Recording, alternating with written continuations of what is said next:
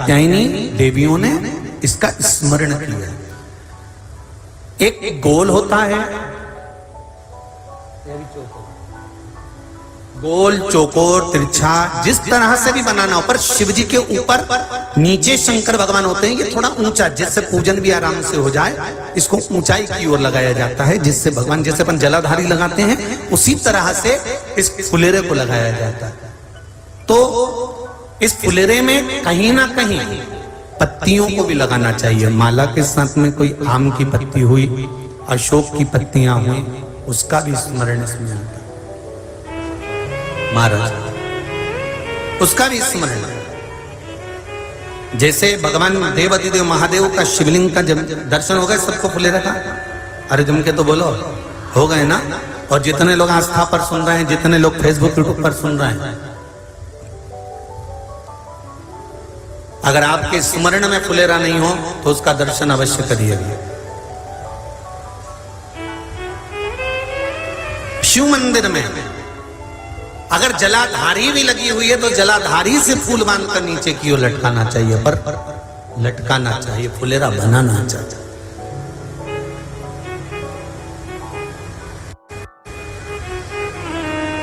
सात फल हैं फुलेरा।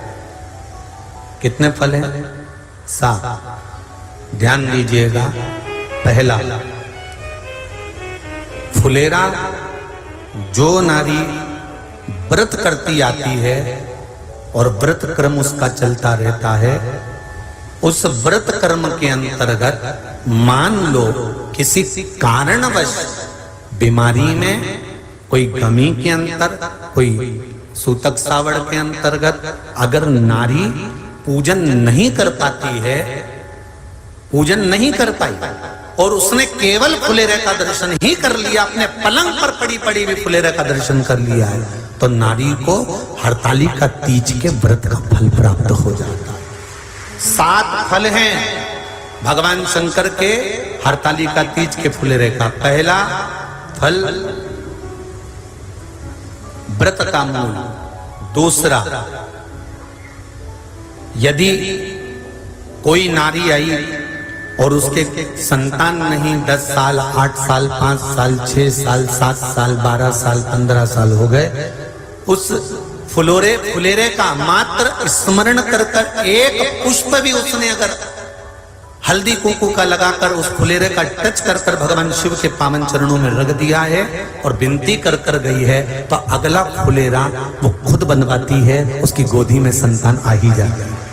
अगला फुलेरा वो खुद बनवाएगी, के जाएगी, जी अगली बार फुलेरा मेरी तरफ से बनवा देना, मंदिर में फुलेरा मेरी तरफ से लगवाना, अगली बार जब तुम पूजन करो तो फुलेरा मेरी तरफ से बनवाना। ये फुलेरे का मार्ग। तीसरा, महाराज हम कोई दान, गौदान, हरतालिका तीज की किताब है आपके यहाँ, जो लोग पढ़ते होंगे हरतालिका तीज की किताब, उसमें लिखा है ब्राह्मण देव को ये दान देना है, ऐसा दान देना है।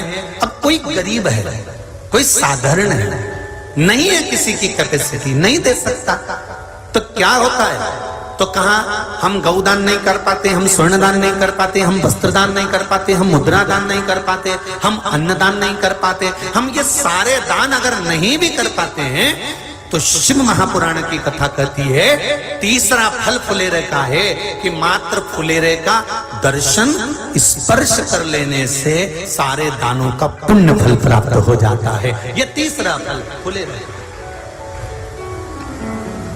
अब हरतालिका तीज का फुलेरे का चौथा महत्व है महाराज। चतुर्थ महत्व हरतालिका तीज के फुलेरे का है, जो कुंवारी कन्या हरतालिका व्रत करती है, पहली बार जो हरतालिका तीज का व्रत करती हैं या हरतालिका तीज का उद्यापन कर देती हैं, या किसी कारणवश शरीर ऐसा नहीं रहा कि बिना पानी के नहीं रह सकती, तो 2 बूंद अगर उन्होंने पानी भी पी लिया है, या कोई कारणवश एक कुछ गलती हो भी गई है, तो मात्र फुलेरे का दर्शन कर लेने से वो गलती शंकर स्वीकार कर कर उसको क्षमा कर देते हैं। ये चतुर्थ भाव के अंदर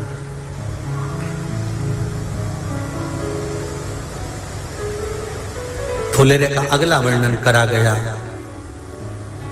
महाराज शिव तत्व की ओर, शंकर भगवान की ओर हम ना काशी जा सकते हैं, हम ना सोमनाथ जा सकते हैं, हम ना किसी स्थान पर जाकर एकांत में भगवान शंकर का स्मरण कर सकते हैं। मान लो हमें एकांत में बैठकर शिव की भक्ति करना है, किसी मंदिर में किसी देवालय में जाकर भक्ति करना है, तो फुलेरे का मात्र दर्शन करने से, पूजन स्मरण करने से उस भक्ति का फल भी हमारे खाते में आ जाता है। और फिर अगला आखिरी का जो वर्णन किया गया है वो कहा गया कि पार्वती मैया गुफा में जाकर भगवान का भजन करती थी, शिव का स्मरण करती थी और फिर अपनी सहेलियों के साथ बैठकर शंकर का स्मरण करा, जिसका फल पार्वती को मिला। तो कहा हम ना किसी गुफा में प्रवेश कर सकते हैं, ना हम किसी गुफा में या जंगल में जा सकते हैं। इस फुलेरे के नीचे शंकर भगवान की जब अर्चना करते हैं, आराधना करते हैं, हरतालिका तीज के दिन फुलेरे के नीचे हम भगवान शिव की पूजन करते हैं, तो हमारा वन में किया गया भजन का फल ही हमको प्राप्त हो जाता है। ऐसे फुलेरे का